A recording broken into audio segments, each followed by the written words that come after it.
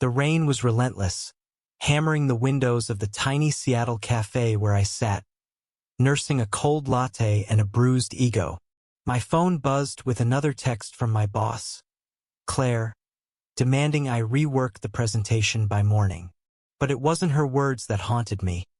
It was the memory of her husband, Ethan, standing too close in the office hallway last night, his breath warm against my ear as he whispered, "You're more than this job, Lucas. I'm Lucas Carter, 27, a graphic designer with a knack for overthinking and a habit of falling for the wrong people." Seattle's gray skies mirrored my mood as I stared at the laptop screen, the cursor blinking like a taunt. Claire, my boss, was a force of nature. Sharp, brilliant, and married to Ethan, a 29-year-old architect with hazel eyes that seemed to see through me.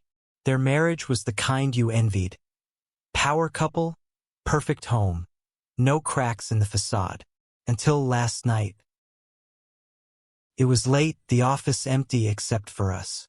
I was tweaking a client pitch when Ethan stopped by to drop off Claire's forgotten jacket. He lingered, leaning against my desk, his tie loosened, his voice low. "You work too hard for her," he said, and I laughed it off, but his gaze held mine too long. Then his hand brushed my arm, and the air shifted, like a match struck in a dark room. I pulled away, heart pounding, and mumbled something about deadlines. He left, but his words stayed, looping in my mind like a song I couldn't shake. Now, in the cafe, I tried to focus.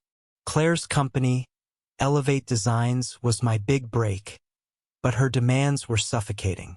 She was 35, all sleek suits and high expectations, running her graphic design firm like a military operation. I admired her, feared her, and sometimes hated her. Ethan, though, he was different, quietly confident, with a laugh that made my chest ache.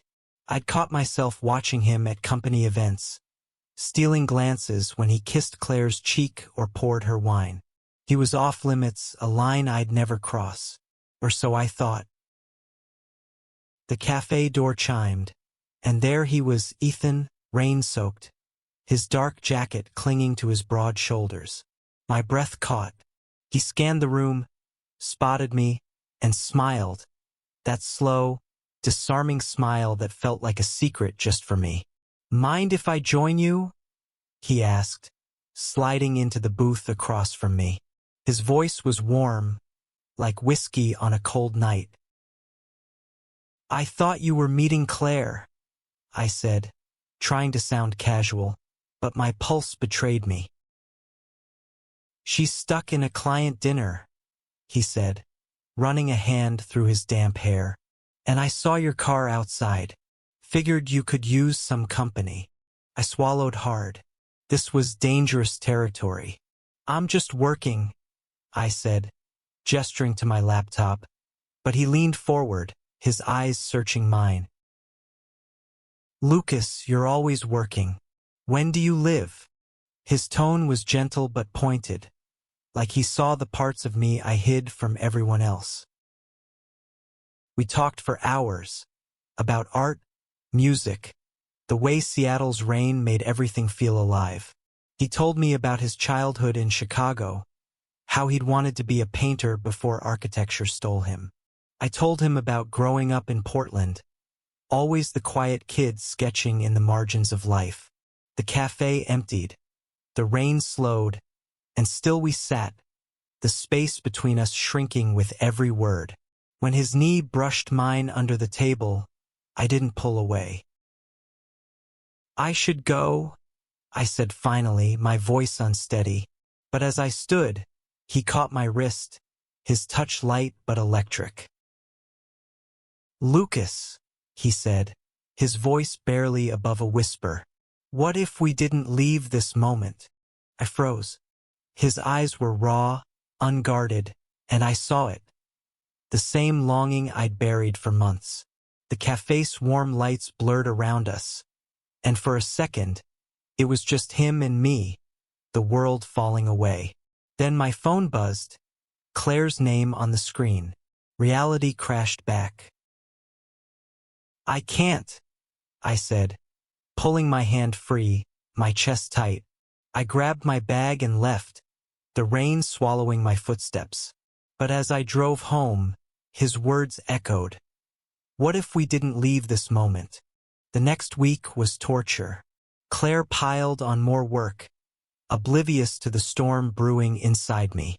I avoided Ethan, dodging his calls, skipping the office happy hour where I knew he'd be. But I couldn't escape him in my head, his voice, his touch, the way he made me feel seen. I was unraveling, and I hated myself for it. He was married. To my boss. This wasn't some rom-com. It was a disaster waiting to happen. Friday night, I was at the office late again, the city skyline glittering through the windows. I heard footsteps and knew it was him before I turned.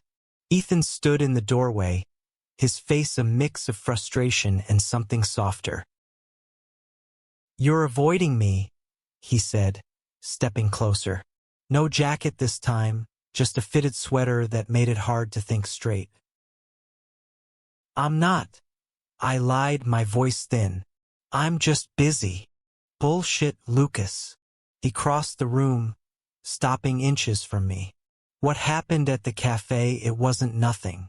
You felt it too." My heart hammered. "You're married, Ethan. To Claire. My boss. What do you want me to say?" "I don't know," he snapped, then softened, running a hand through his hair. "I don't know what this is, but I can't stop thinking about you. I've tried." The air was thick, charged. I wanted to yell at him, to push him away, but instead, I stepped closer. "This could ruin everything," I whispered. "I know," he said, his voice breaking. "But what if it's worth it?" Before I could answer, he kissed me.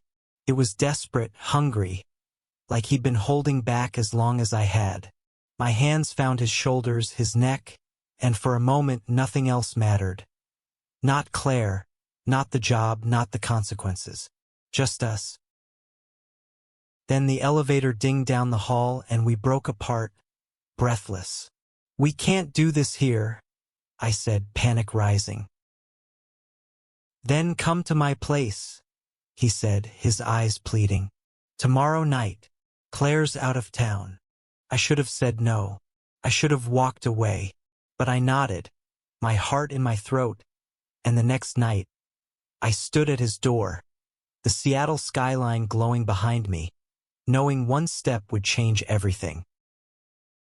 Ethan's apartment was all clean lines and warm wood, a contrast to Claire's sleek, sterile office. He opened the door and the sight of him, barefoot in jeans and a soft gray shirt, made my resolve waver. "You came," he said, like he hadn't been sure I would. We didn't talk much at first. He poured wine, and we sat on his couch, the city lights spilling through the floor-to-ceiling windows. Every glance, every brush of our hands, felt like a countdown. Finally, he set his glass down and looked at me, his eyes raw. "I'm scared, Lucas, but I'm more scared of not doing this." I kissed him then, slow and deliberate, pouring everything I'd held back into it. It wasn't just desire, it was trust, vulnerability, a connection I hadn't felt in years. We moved to his bedroom, the world outside fading, and for those hours it was just us, no lies, no masks. But morning brought reality. I woke to sunlight streaming through his windows, his arm draped over me, and panic set in. Claire would be back tomorrow. My job, my life here, it was all tied to her. And Ethan, what was this to him? A fling? A mistake? "I can't lose everything for this," I said, sitting up, my voice shaking. He sat up too, his face serious. "This isn't just a moment for me, Lucas. I'm falling for you. But I know what this could cost us." I left before I could say something I'd regret. my mind a tangle of fear and longing. At work, Claire noticed my distraction, her sharp eyes narrowing. "You okay, Lucas? You seem off." "I'm fine," I lied, but her gaze lingered, and I wondered if she sensed something. The guilt was suffocating. I cared about her, respected her, but Ethan was under my skin, and I didn't know how to stop. Weeks passed, and Ethan and I were reckless. Stolen moments in his car, late-night texts, a weekend at a cabin in the Cascades where we pretended the world didn't exist. Each time I told myself it was the last, but I kept coming back. He was my gravity, pulling me despite the risks. Claire started to notice. She'd snap at me over small mistakes, her patience thinner than usual. One day, she called me into her office. "Lucas, what's going on with you? You're dropping the ball, and I can't afford that."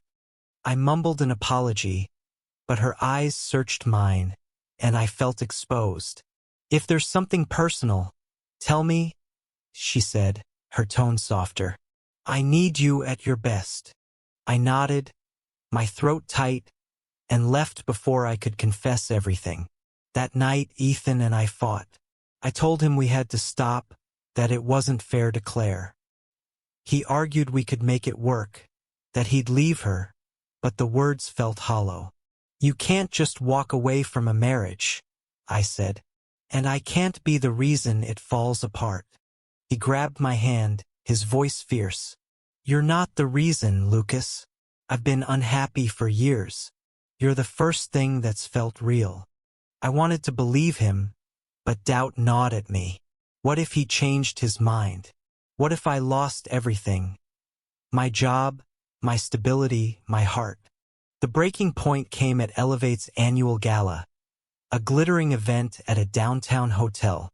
Claire was radiant, commanding the room, but her smiles at Ethan felt forced. I watched them from across the ballroom, my chest tight. Ethan caught my eye, his expression unreadable, and slipped away to the balcony. I followed. Under the stars, he pulled me close. "I told Claire I want a divorce," he said, his voice steady.